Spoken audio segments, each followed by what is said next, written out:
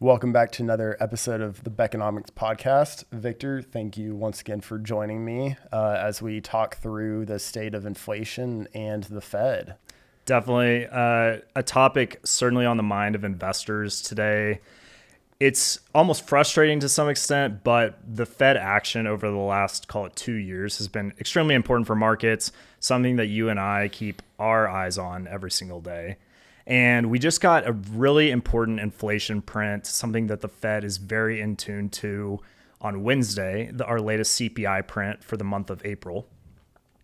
And so, you and I spend some time digesting that. And before we kind of get into the numbers, I do want to kind of cover, and we've spoken about this on podcasts before, but exactly why the CPI and inflation are so important, and then why the Fed response to that is so important as well.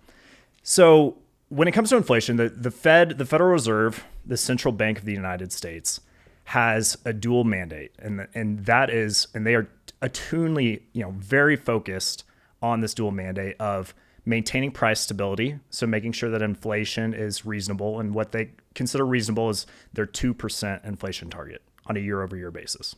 And then the other part of that is maintaining maximum employment, so making sure unemployment doesn't get too high, the economy is still chugging along. So balancing those two factors, stable prices and a stable labor economy. Right now, we've got very low unemployment. We're about last unemployment print came in at 3.9%. So that's considered maximum employment, but we're still slightly elevated when it comes to the inflation side of things. And so what the Fed has been doing, just as kind of a backdrop, is they raised interest rates to get what was very high inflation down from 2022 down to what, like I said, their target of 2%. So Hunter, you want to give us a little bit more background on kind of where we were, where we're going?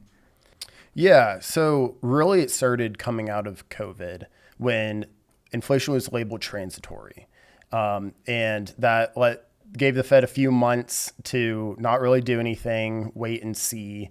And that wait and see turned into getting behind the ball on raising rates. And so they had to raise rates very rapidly to catch up. And they did. It was fast as a lot of rate hikes, but they got there, and inflation peaked at the end of 2022. Core inflation at 6.6%, and it's been coming down ever since. That is until the beginning of 24. Beginning of this year, January started us off with a fairly hot CPI print. And that continued February and March as well, and really got the markets worried about plateauing here. We've been making good downward progress. Is this the end of it? Are they going to have to do more? Lots of those questions circulating around. But, we started, making some good progress again in April. It was met expectations, but still down 20 bips on core from where we were. So really, really rounding that curve and, making some good further progress. Yeah, I think the market was happy to see that inflation start to tick down again. I mean, at 3.6% on core. And, I think it's important to remember, we talk almost exclusively about core inflation. So that's excluding those, very volatile food and energy prices that fluctuate on any given year. I mean, that creates a lot of noise in the data. So, as we speak about inflation, as our listeners tune in, it's about what those core prices are, what consumers are really, spending that, stays consistent or grows or shrinks over a period of time. And so I think it was really interesting to dig into this report, and something that, I kind of want to talk through, because I think that a lot of these sectors for the CPI that showed hotter inflation may not actually be that interest rate sensitive. So, when we talk about the Fed raising rates to combat inflation, are they really impacting the sectors that we're still seeing higher inflation in? And so I'll lead off with a couple of those. One is medical care. It was one of the, not as big of a contributor, but certainly above that 2% inflation mark. We've got an aging population right now. The baby boomer generation is entering their, 60s, 70s, 80s. And we have just higher medical costs. People are living longer. They're spending more time in hospitals, more surgeries, more medical costs across the board for this, segment of the population. So is raising interest rates, to 5.5%, is that going to prevent people from going to the doctor? I don't think so. So that's a piece that I think is, contributing to inflation that the Fed should realize is not necessarily, something that they can, drastically impact via monetary policy.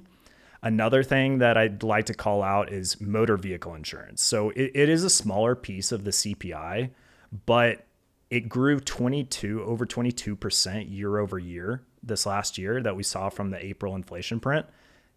A huge function of that is the fact that cars are just more expensive to repair now. We've got sensors, we've got cameras, we've got basically computers on wheels now that are driving down the road. So if you even get nicked up, by another car, it's going to cost way more than it did historically to fix that vehicle. And I think it's also important to note that this 22% increase in vehicle insurance is happening at the same time while new and used vehicle prices are actually going down. So I know that we've kind of talked about some of this being, hey, vehicles increased in price a lot over 2023. Maybe this is, the insurance piece is on a lag, but I think that's really interesting and important to call out. Yeah. And so then the final area of high inflation that we want to talk about, that is the one the Fed and markets are really, really most concerned with, is shelter. And so that can really be divided up into rentals and owner's equivalent rents, or OER, which is actually the bulk of it. And, getting back to kind of what you said, is it's really not interest rate sensitive in the current market environment. Traditionally, it was thought to be, but right now you have a huge install base of people with fixed rate mortgages in the threes. Some people come in here bragging about like 2.9% or something like that on a 30-year fixed. Well, those people don't want to move. So it's really just creating supply demand imbalances here. And that's what's making it not interest rate sensitive like you'd usually expect it to be. Right. Those 2 and 3% mortgages definitely, I know that we've referred to them a lot as those golden handcuffs on those homeowners, which I think is pretty fascinating. And, as we've been talking about, the housing market, there's still huge demand for homes. But, I know that you've been looking at some of the rental capacity that's been coming online and multifamily growth. What is that kind of looking like?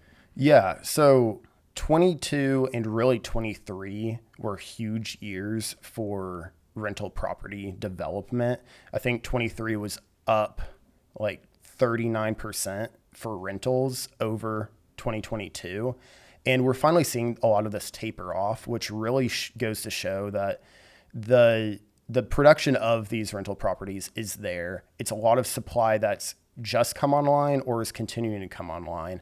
And as I want to talk about a little bit more, is that the way that the CPI and therefore the Fed kind of looks at this rental inflation is through lagging indicators. Both OER, the owner's equivalent rent, and the rental metric that they look at are existing rents is past 12 months of rental prices. And if we look forward using any kind of private or market driven metrics, there's the Zillow rental price index, and the Bureau of Labor Statistics actually started doing their own version of market rent prices. Both of those are well below where we see rentals on the CPI inflation. CPI inflation for rentals is 5.9%, I believe. We're seeing the Zillows somewhere in the mid threes, and the BLS is almost 0% rental inflation. Yeah, it's only at 40 basis points year over year right now. Yeah. So if we kind of try and shift our view from these lagging indicators, these backwards looking things, to what's actually happening in the market right now, to get a better idea of where inflation really is at, it's much lower, much closer to the Fed's target range. Yeah, no, I completely agree. And I think hopefully these are things that the Fed pays attention to and realizes, hey, that by hiking interest rates, we're actually making it more prohibitive for people to buy homes. Mortgages are far more expensive. I saw a metric recently on how much more expensive it is, to buy your typical American home now because interest rates are so much higher and mortgage prices are so much higher. I mean, you're talking about, 50% increase in your your monthly payment on that home. So it's making it really difficult. It's pricing people out of the market, and it's not helping that inflation figure the way that they would hope to. I think that, something else that's like that we want to kind of talk about leading out of this is, I just mentioned the Fed. The big question is, what do they do from here? We've been talking about, hey, are they going to cut? Could they potentially hike? What is the solution to where we are with the inflation right now? I mean, like we said, we saw the good thing with the CPI inflation print coming down this month, and but right now it's all about the Fed. So you want to start leading us through a little bit of what we expect that Fed reaction to look like? Yeah. So right now the the market, as really defined by the Fed funds futures, is expecting 2 cuts this year, which I would say is about, in line with our view, is probably looking at about 2 cuts this year. Really wrote off any possibility of a rate hike given this latest CPI print. People were starting to talk about it. It never really got priced in very much, but there was always that concern kind of in the back of investors' minds. Hey, if we stay on this plateau, is the Fed going to have to do more? Well, that concern is abated. We're back onto looking forward to 2 cuts this year, most likely, very likely, starting in September. Yeah, I think that for an interest rate hike to happen, you'd have to cross a pretty big threshold when it comes to inflation. You'd have to have way hotter than what we've seen lately, because the thing is, the Fed's not going to start hiking again and just do 25 basis points. If they have to hike, it's going to be 50, 75, 1%. And that's going to be if something really goes wrong, which the data is just not showing right now, which is a huge relief both to, individuals in the US economy and us as investors, because so much circulates around interest rates and what's going on with the end consumer. Especially considering that 3.6% is really not terrible inflation in the grand scheme of things. The latest FOMC meeting, Jerome Powell was asked about the potential for stagflation. And he responded by saying, I don't see the stag nor the flation. Stagflation being, stagnation being no GDP growth, and deflation being inflation. And he's just not really seeing it. They have a stated goal of 2% inflation, but 3.6% isn't a terrible drag on the economy. Yeah, completely agree. I think the last thing that we really wanted to touch on here was the labor market.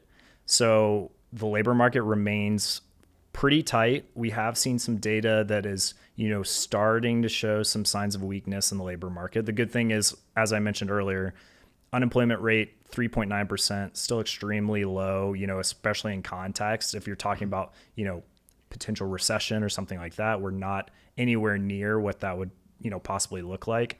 What are your thoughts about the overall labor economy? I think that things look, pretty healthy right now, but we're starting to see some of that softening that the Fed, I think, is happy with, because they're looking for a little bit weaker labor economy than what we've seen so far this year.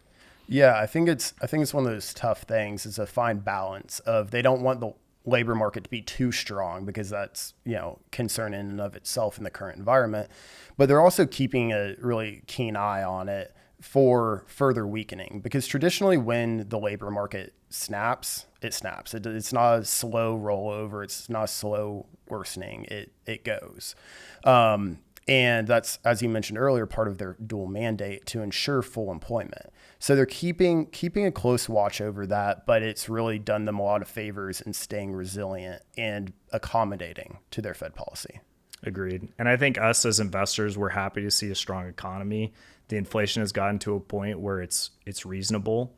The market's not overreacting to high interest rates quite yet. Of course, we'd like to see some cuts towards the end of this year and into next year, just to create, an easier, monetary system as far as borrowing on the corporate level, as far as, equity valuations go. But overall, I feel like we're in a pretty good place.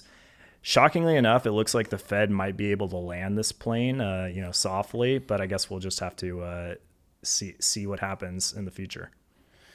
Yeah, I guess it's just a wait and find out at this point, but all is looking good for this emergency landing. Exactly. All right. Well, Hunter, it was a great conversation. Looking forward to everybody listening next on the Beconomics podcast.